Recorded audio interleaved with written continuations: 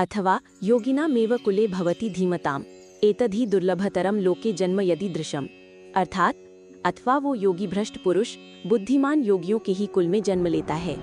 निश्चय ही इस संसार में इस प्रकार का जन्म अत्यंत दुर्लभ है। ये श्लोक उस योगी के लिए एक और भी श्रेष्ठ विकल्प प्रस्तुत करता है जिसकी साधना अधिक उन्नत थी।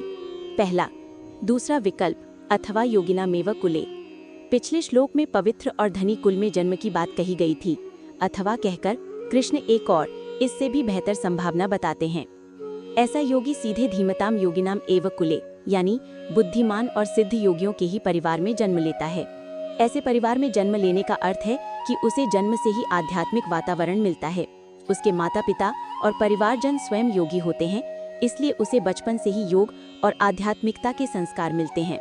दूसरा, इस जन्म की महिमा एतद ही दुर्लभतरम। कृष्ण इस प्रकार के जन्म की महिमा का वर्णन करते हुए कहते हैं कि ऐसा जन्म इस संसार में दुर्लभतरम है, यानी अत्यंत दुर्लभ या और भी अधिक दुर्लभ। एक धनी या सदाचारी परिवार में जन्म लेना भी दुर्लभ है, लेकिन योगियों के परिवार में जन्म लेना तो उससे भी कहीं अधिक दुर्लभ और सौभाग्य की बात है, क्योंकि यहाँ भौतिक सुख सुविधाओं की बजाय सीधे आध्यात्मिक प्रगति का अवसर मिलता है।